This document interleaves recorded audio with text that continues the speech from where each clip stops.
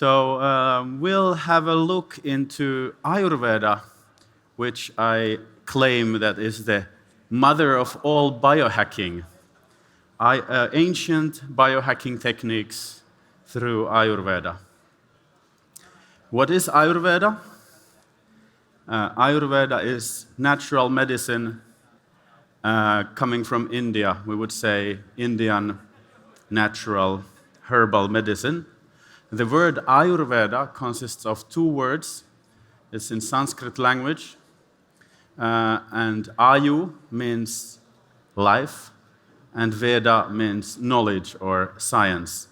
So Ayurveda is science of life. Similarly as biology, bios means life, and logos means logic or knowledge. So biology is science of nature, science of life. Ayurveda is also science of life. It is very vast. It's like ocean of knowledge and the first medical system of humanity. And Ayurveda is based on a concept of balance. So when the human body is balanced, it is healthy, and when it falls out of balance, it falls sick. And everything in Ayurveda is individualized. So it's not like one concept which is where one size fits all. But in Ayurveda, everything is considered individual to individual, very much personalized approach.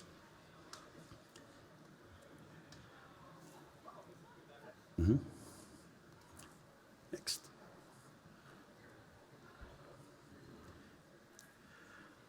The beginnings of Ayurveda.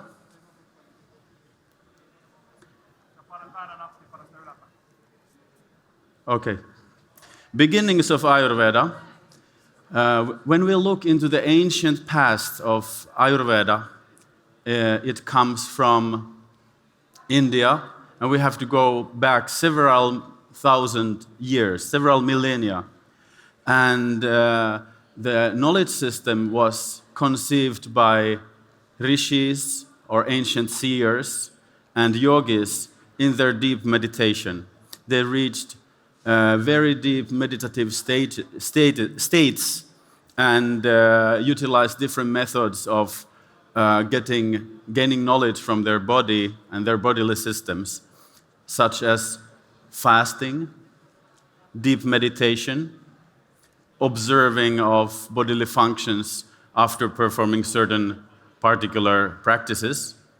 And they analyzed also natural substances through simple methods as tasting, analyzing the taste, analyzing the structure, analyzing the feeling, analyzing the sensation that the substances create in the body.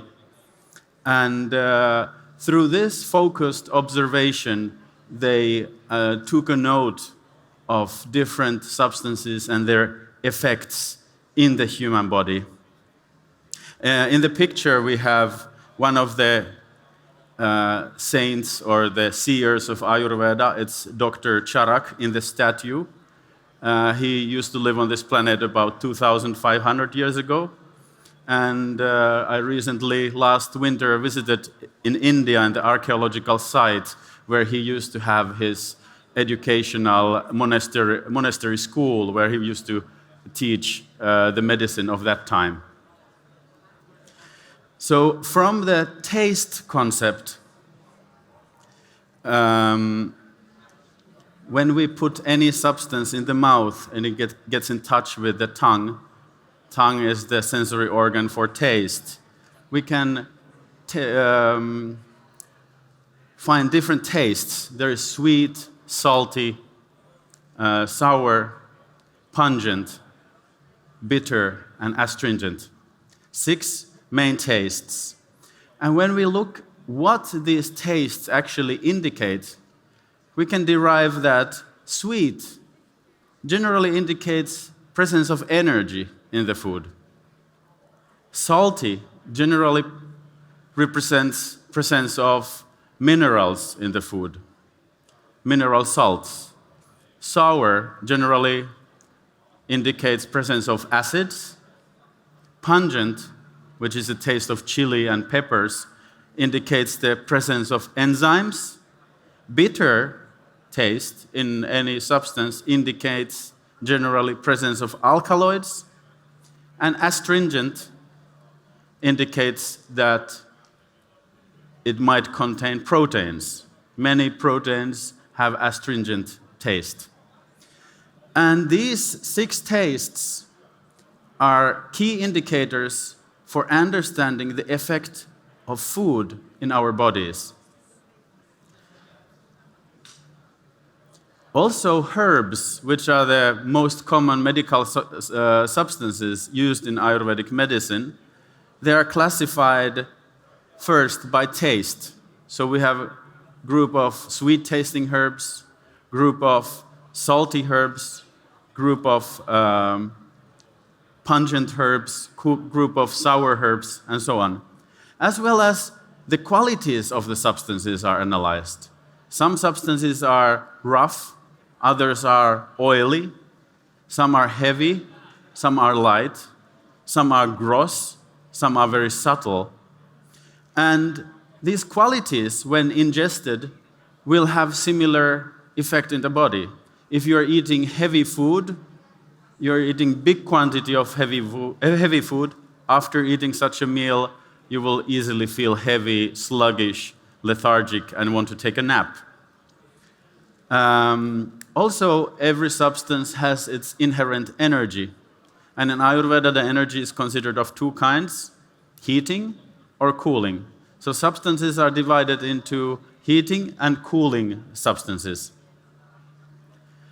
Then there is also post-digestive effect. So what happens to a substance when we eat it, swallow it? It gets digested in the stomach and in the first part of small intestine. And after that, when it is digested, what is the result? This is called post-digestive effect. What kind of effect a digested substance has in the body? It might differ greatly from the original effect. When it is put in the stomach, it will have different effect than how is it converted to after being digested. And then also the substances might have some inherent medical effect. Some substance has affinity to respiratory system. Some other substance might have liver toning effect.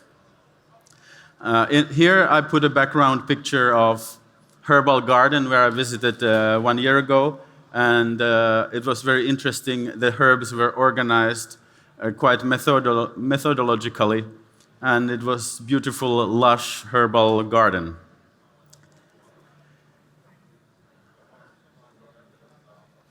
Then from this method of reading and analyzing the human body, they noticed that certain imbalances get reflected in the body through different signs. So suppose a person has weak digestion, person has some sort of digestive problem. So then there will be indication of that in the tongue. The tongue is likely to have whitish coating, or sometimes the coating is yellowish, sometimes brownish. So that indicates that the food which was previously eaten was not digested properly, but there is some residue which remained in the digestive tract of indigested food. If there is a malabsorption of the nutrients in the small intestine, then also that will give a sign in the body. One of such signs is seen in the sides of the tongue as teeth impressions. So there will be impressions of the teeth along sides of the tongue, and that indicates that the person has malabsorption. Further, the malabsorption can be also seen in the nails. So in the nails, there's the little curvature, the lunula. The lunula is like a crescent shape in the base of the nail. If every nail has a good, well-formed lunula, then the person has good digestion and good absorption. But if the lunula is present only in the thumb, then the person has variable digestion. If there are no lunula at all in any of the nails, then the person has indigestion, so food is not getting digested and is sitting in the stomach for 12 hours, belching the same aroma as the previous meal. And in a similar way, different imbalances in the body create different signs in different parts of the body. Also lines in the face, in the chin, in the forehead, they indicate different things. And also urine, the stool, the pulse, all these things can be analyzed and used for reading the human body. And the pulse is very interesting. The pulse carries a signal of the entire body. It carries a signal of every bodily system, of the inner organs. It carries a signal of the body type and the current state of the body. And in my work at Helsinki Ayurveda Clinic, I'm very much focusing in the pulse reading, or some say pulse diagnostic, because it gives so much information of the body and its current state so quickly. So there is no need for lab tests, expensive lab tests, or of course they are useful, but when you need to quickly gain information, what is going in the body, the pulse reading is very, very a good and interesting tool for getting that knowledge. You can get the knowledge whether the person has elevated cholesterol levels, whether the person has high blood pressure, whether the person has a skin disease, whether the person might have some gynecological disease, or whether there's something wrong in the brain. So all these things can be seen from the pulse. Of course, it is a subjective method. It's not objective. It is very much subjective method of reading and analyzing the signals of the body. And through these methods, which the ancient yogis used as a biohacking technique, they were hacking their own pulse, reading, analyzing, seeing the changes in the pulse. I'm doing fasting, what is happening to my pulse? I'm eating this kind of food, what is happening to my pulse? I'm drinking milk, what is happening? Oh, my nostrils got clogged. Oh, is milk clogging my nostrils? How about if I give milk to my friend? Does he also get clogged nostrils? Aha, milk has a clogging effect, and they write it down. So this way, the different qualities and analyses were originally found and discovered.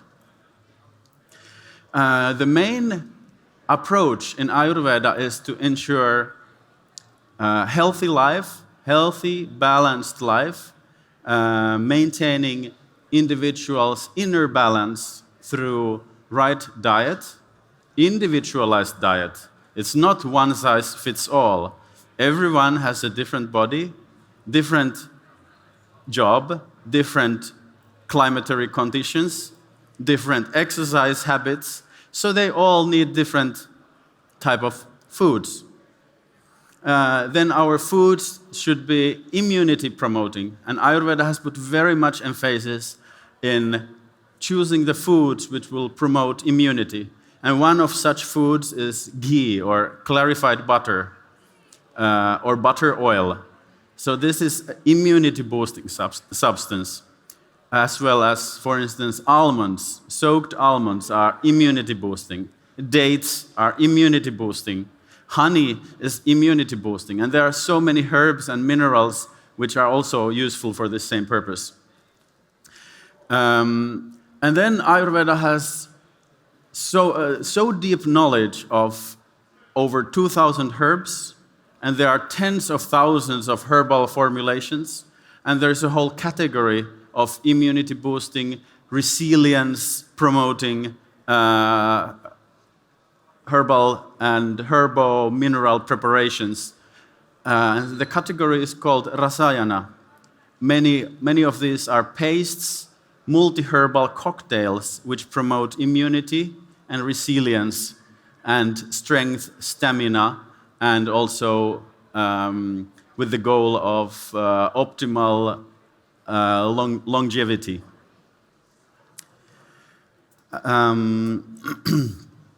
And we are coming to my last slide, so I want to say thank you. There are a couple of minutes for questions and answers, so I would like to invite if anyone has questions.